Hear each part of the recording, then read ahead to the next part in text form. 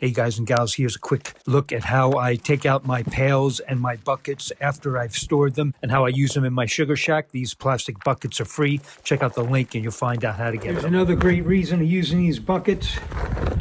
Store them on their side. They don't get stuck together. You can transport them easily. So what I'm going to do now is continue to bring out the buckets I'll need for the lower sugar bush. Those are going to be tube and buckets. I've got all of my pails. I'm missing one lid, so I'm going to have to make one. These are my new ones like I just showed you.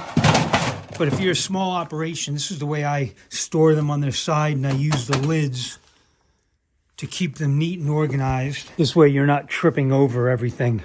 It can get a little crowded when your evaporator is set up and you're boiling because you can't take time to neaten up the sugar shack, especially if you're working alone, which I will be this year for the first time. Keep it neat, keep it organized, keep a nice line of production, and cross your fingers you don't burn your pan or burn any syrup.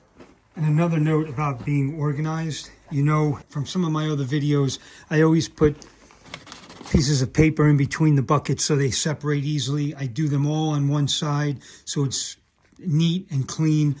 Also, when you're storing them or handling them, keep all the handles on one side. Instead of having them all opposite of each other, you can lay the handles out neatly. And right now I can count through this very simply. 1, 2, 3, 4, 5, 6, 7, 8, 9, 10, 11, 12, 13 buckets. Easy to count. You don't lose track. Now that I've got the majority of my buckets and pails up, I've got about 50 here. That's going to be a big portion of our sugar bush. I'm going to take a bunch of sheets and old blankets. I'm going to cover this up so no dust and debris gets inside the buckets while I'm waiting for the runs to start. If you save or find any really cheap at thrift stores or yard sales, the bottom sheet with the elastic, this helps when you're trying to cover everything.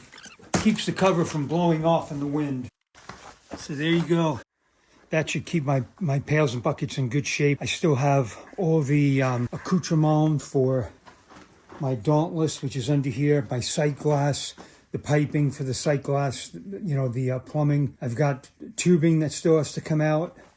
I've got all that in a box, all organized with my spouts and hooks and everything. I'm going to take you guys in the kitchen. I'm going to show you how I set everything up at the end of the season. So in the beginning of the season, which is now, you can see how easy it is taking all of your organized stuff out, and you can get right to work tapping and making sugar. If you haven't already and you like this video, please hit the like and subscribe. Share it with your friends that make maple syrup. If you're a DIYer maple syrup person and you're just starting out, check out the playlist. I've got all sorts of great hit tips and tricks, ideas how you can make maple syrup at home, easy, affordable, and enjoy yourself. Thanks.